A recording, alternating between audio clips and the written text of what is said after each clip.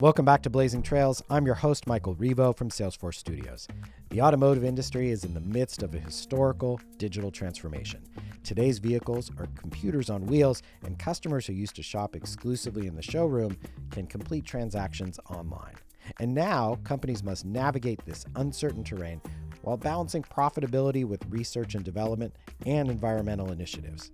So, to understand how companies will navigate this and talk about the launch of Salesforce's Automotive Cloud, I'm joined by my guest today. Harald Krüger is the former chairman and CEO of BMW and a member of the Salesforce Advisory Board, and Jessica Geutner is vice president of strategic customers at Salesforce, focused on the auto industry. Welcome to the show, Harald and Jessica. Thanks for having us. It's a pleasure to be here. An early morning here in San Francisco. Harald, I wanted to kick it off with you and talk about the major shifts that are driving change in the relationship between customers and the automotive industry. Give us a state of the industry right now. That's probably, first of all, one of the most exciting times in the automotive industry ever, since many, many years, or for the last 10 years at least. We have a couple of shifts. There's not just one shift only. There's a digital transformation. There's a transformation from combustion engines to electric vehicles. So maybe first of all, starting with the digitalization. In terms of in automotive, we have been always very product orientated, very product driven. We like products, we like to drive, sheer driving pleasure, and now we need to focus much more on the customer side, on the moving from car centric to customer centricity. And this is a big game changer in terms of understanding the customer in detail, knowing what he or she would like to have. So that's the one change. The other one is a much more personalized experience. There are so many touch points in the customer journey where you interact with the customer and you interact with the brand, and also the brand management is now a lot of the brand management is done in digital channels.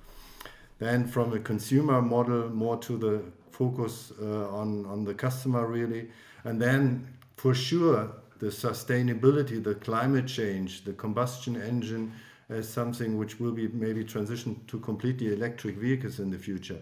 It's a major change as well. So customer side, consumer side, technology side, data business, and then geostrategic challenges as well as supply restrictions.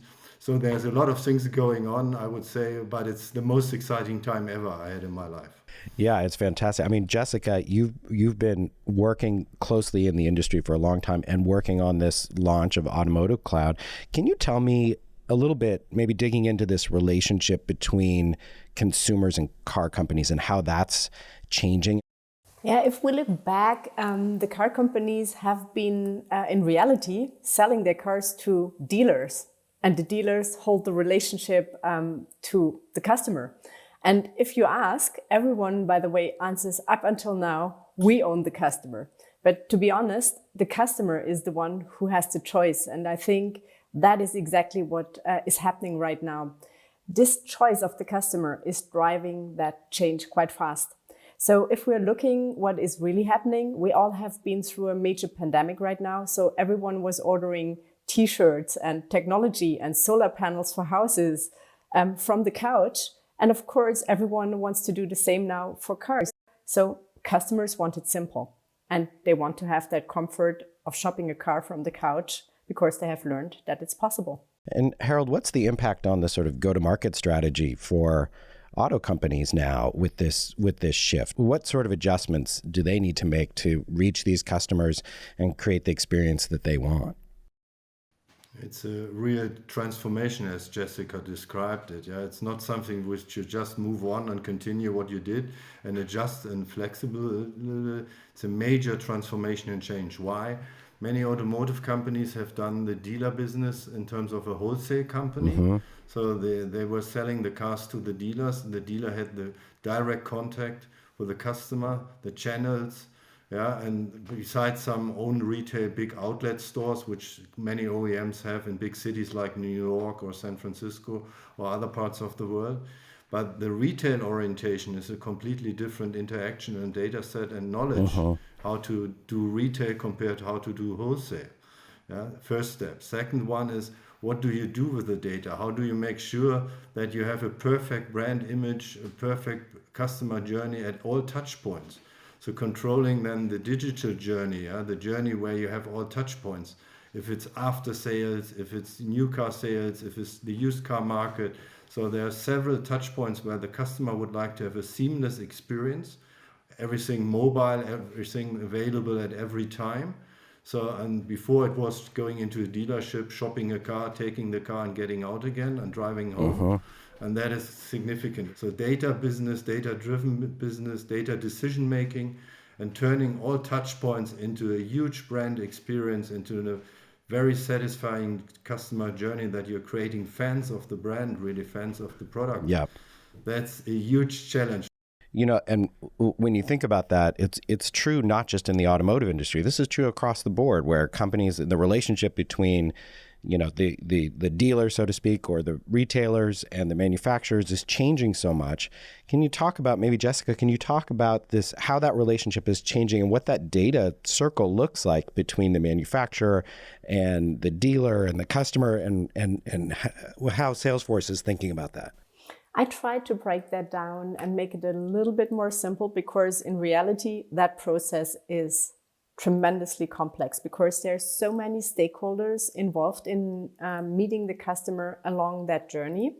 So maybe breaking it down into the shopping, the owning, and maybe the loyalty part, and thinking about renewing maybe that brand loyalty, how Harald has just phrased it. Yeah. If we just think about the consideration phase, there are many things that really play into that for a customer.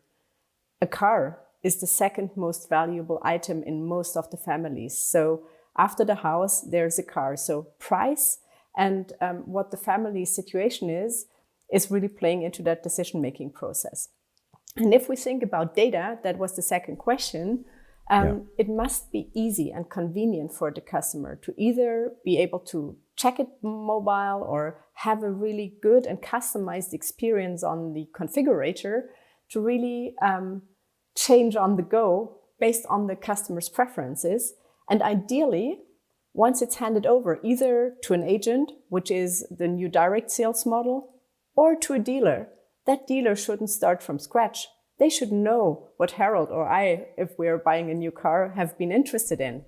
And ideally, if I had been interested in a silver convertible, they know already about it. But the reality, as I said, is complex. There are rights and rules and responsibilities to hand over that data. I, as a customer, have to give my consent, and all that has to be managed across, in the reality today, different systems. It's not yet a single source of truth. What that does to a customer is it breaks the experience. And that means it's getting complex and maybe frustrating. So those brands who can get their act together across all those stages and across all those data sources they have and make it easy for me and they make me feel welcome, they win me over. Maybe it's not the price alone that makes the race in the future. Yeah, and maybe building on this, Michael, to give you one example, what is in the future in demand. In Europe, you have a lot of cars being ordered and delivered, with special options. Right. Customers go into the dealership and would like to order the car. They sign the contract, they are happy, and then it takes 5 to 6, 7, 8 weeks, sometimes longer, until the car is delivered.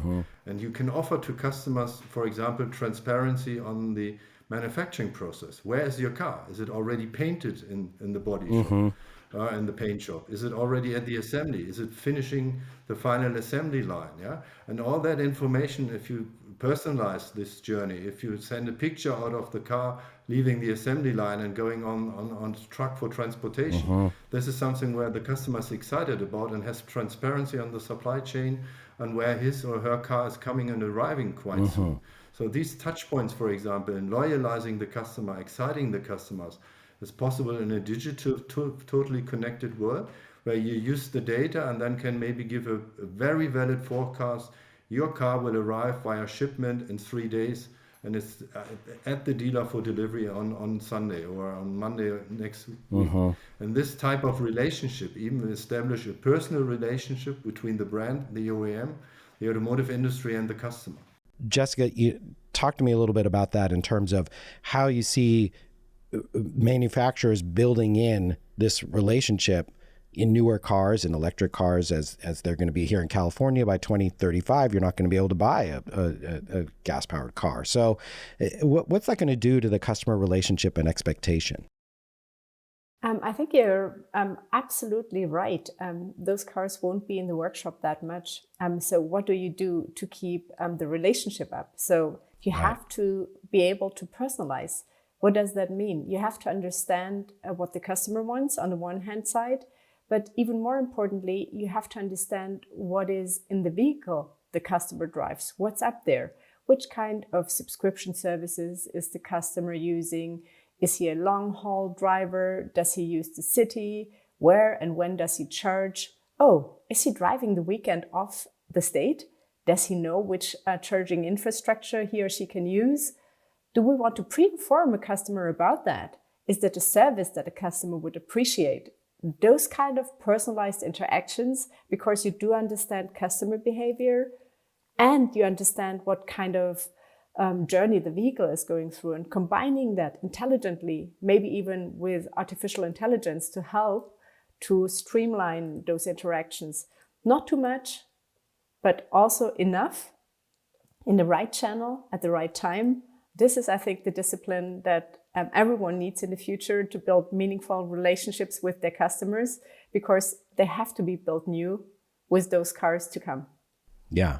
So, I mean, this is really part of where Automotive Cloud fits in, our new product. And so you've been working on this with industry, with our own teams and the development of the product. So tell me a little bit about what you've learned and some of those learnings and what we're building to help with this transformation. I think you wrapped it up nicely already. We are not doing this alone. We might have excellent software engineers within Salesforce, but what we want to do here is build a product for the customer, but together with the experts from the industry. Mm-hmm. So we have been working super closely with those manufacturers around the world, because Harald pointed it out earlier. There are regional differences in the buying behavior, in the ownership expectations, and also in what's needed. But we didn't stop there. It wasn't just the auto car maker. We went down the path with the captive finances to understand how their process is changing, what kind of a role they're taking on. And we also made sure that we really did understand what the dealer's future role and current role is, what they struggle, what they would need from us. So the product we're bringing to market is a product we have co-created. And what we're doing here is we're just launching here. So what our vision about that product is that we will learn together, and we want to have it designed for and with the industry. Because with all those things in front of them, talent research, new education, new workshops, new technologies, new customer expectations, change to a new sales model, we thought we have to do one thing. We have to make it hassle-free and easy with a data model that suits the industry and that's scalable and really helping them to make their business easier for them. Yeah, Michael, and from my perspective, to sum it up, it's about a win-win partnership with a system partner.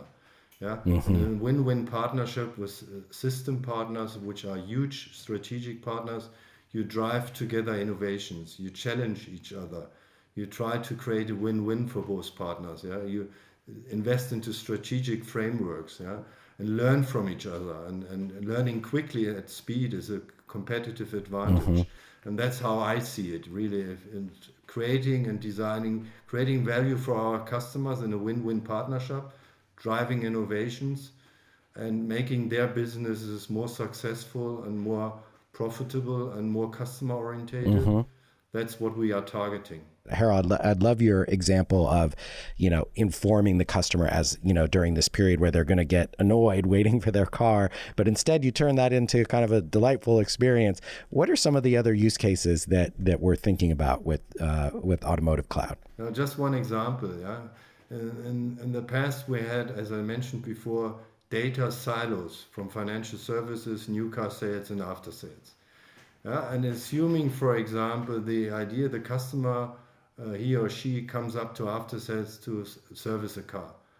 You should know from one single source of truth, maybe if the car is in the workshop for one day, what test drive you can offer for that one day to have a new customer experience, and maybe adjusting already the new car which you offer for test drive, to your personal needs, liking this color, this leather interior, this special options, this seat adjustment. And if you would have one single source of truth across all three divisions, you could make maybe the perfect offer for the test drive, and maybe the next new car sales would be driven by this one, and he or she would buy it. So just combining these ones and going across these three silos, which exist in the present as well as in the past, this is also a benefit for new business models. And just that idea of making it easy for all those different people who are interacting with the customer along the way. Can you talk to me a little bit about this growth mindset and some of the techniques, the leadership that you've thought about in running a big organization to move forward and win? It's a very good question, and it's a permanent leadership task. I call it the magic triangle. Yeah. It's having a clear strategy with clear focus and priorities, and execution of the strategy. The second point, equally important, they are not in an order, they are all three equally important, is people. Yeah. It's a people business, leading people, leading teams, explaining the vision, explaining the targets. You need to identify clear targets where you measure success on if you fail. So clear targets, getting people aligned, explaining the transformation, explaining what do they need to expect, how they are supported. But it's a people business, definitely. Leading people, leading human beings to be successful. And the third one, you need also to focus on operational excellence, because the small, quick steps, this big transformation we talked about and you asked, is not something which you can do with one step. You need to slice the elephant into pieces, into 4 to 6 month success stories, and adjustments and flexibility, and then something happens which you didn't expect, as we experienced all with COVID or with a geostrategic situation. So putting it into slices, so it's the magic triangle of strategy, people, and operational excellence, and it's a permanent 24-hour task, I would call it. Yeah. But it's also a nice one, because you're leading people, you're leading to the future, you're excited about the future, and you have always in many, many companies great people who can do the job, and they would like to win. I just want to thank you both for being here today. Jessica, thanks for joining us. Thank you, Michael. Okay, wonderful. And Harald, thank you for joining us today. No, thank you very much, Michael. And next time we're driving together a car, and you know which one. Yes, absolutely. That would be amazing. I bet you can get some pretty special vehicles that that you might have access to that I don't. So I'll take you up on that if we're in person. That was Harald Krüger, former chairman and CEO of BMW and a member of the Salesforce Advisory Board, and Jessica Geutner, Vice President of Strategic Customers at Salesforce, focused on the auto industry. So to learn more about Salesforce, head over to salesforce.com/customer360 and be sure to subscribe to Blazing Trails on your favorite podcast app or on our YouTube channel, where our interviews are now on video.